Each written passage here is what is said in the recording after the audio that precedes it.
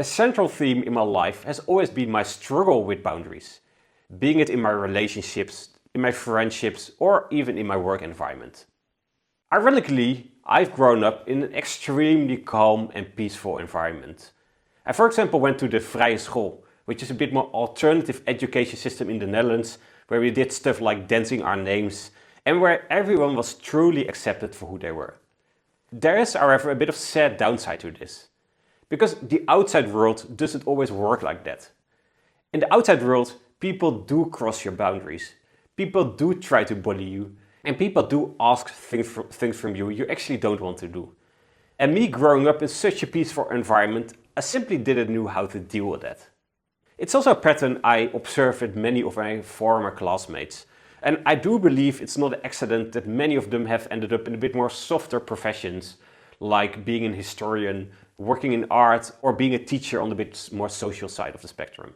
Now, for better or for worse, in the end, I was actually one of the only ones that did end up in a bit harder business environment. But to get here was a long journey, full of hard, painful lessons, both in my work and private environments. So, what I'd like to do in this series is to build upon these experiences and jointly explore how to actually get better in setting those limits, so we jointly get a more stable and happy life. Starting with this first episode on 5 levels of setting boundaries and the essence of that. So enjoy the content, and of course, if you do, don't forget to like and subscribe, and let's get into it. Starting with the first level of physical boundaries.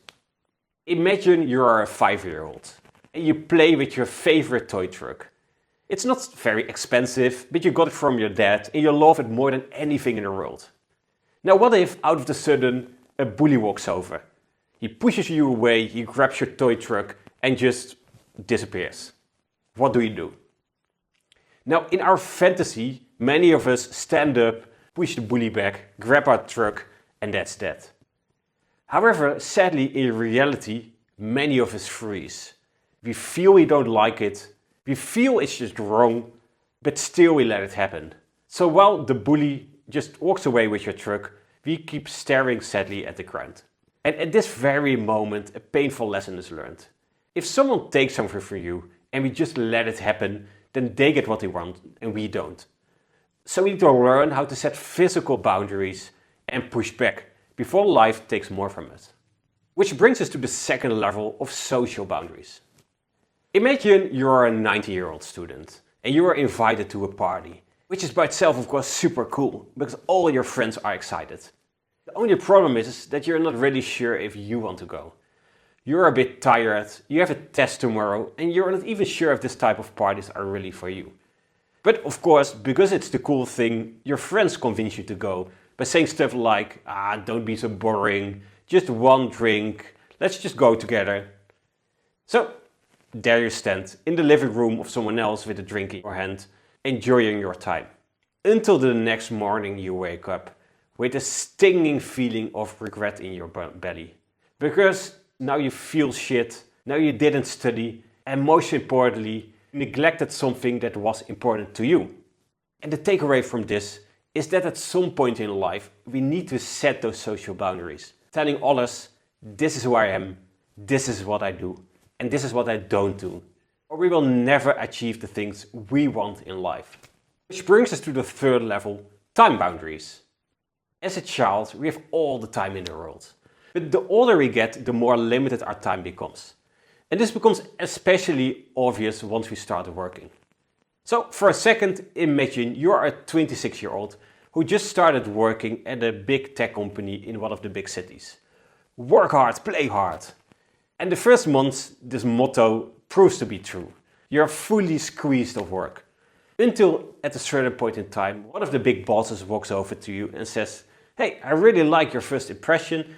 I now have this super important task for you, which needs to be completed in the next 2 weeks.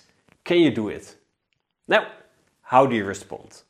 Option 1, yes of course, full stop. Or option 2, yes of course I like to do it, but I'm currently dedicated to some other important tasks, so I hope it's okay to either deprioritize or hand over these to others. Which option do you pick? Option 2 is obvious the more healthy choice, though in reality many still pick option 1, because they're new to the company, They like to make a good impression, and often they just don't even dare to say this, telling themselves, it's just temporarily, until they actually do well and another request comes in.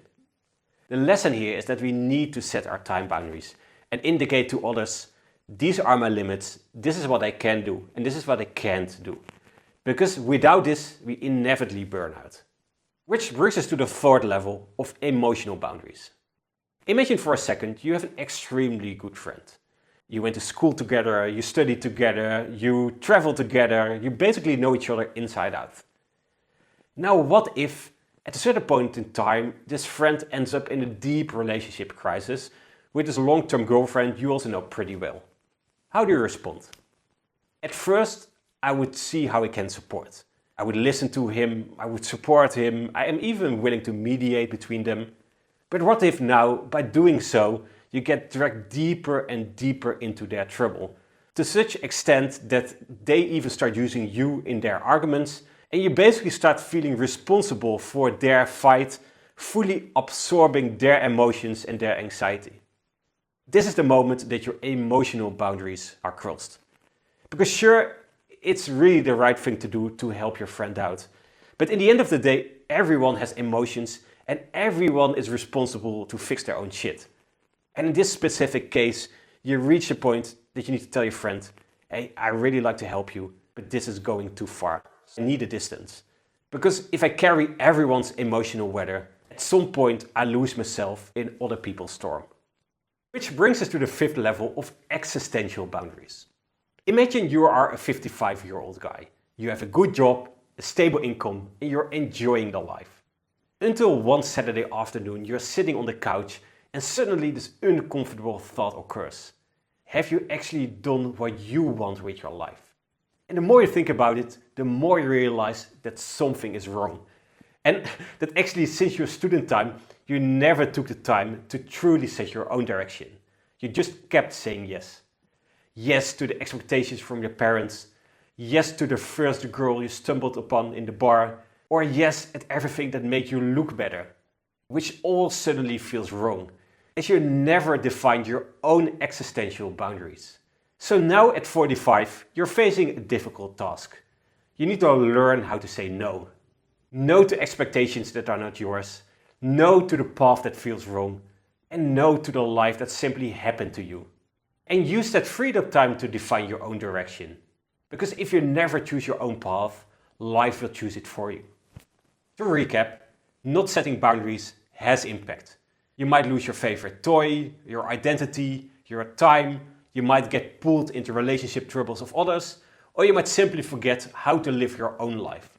So, setting boundaries matter, as without them we start drifting further and further away from what we want. So let's jointly learn how to set those boundaries, even if that means sometimes disappointing or even losing others, as defending your own identity is just too important. And how to practically do this will also be the scope of my next videos. For now, I really hope you enjoyed the content. Don't forget to press the like button and I see you in the next one.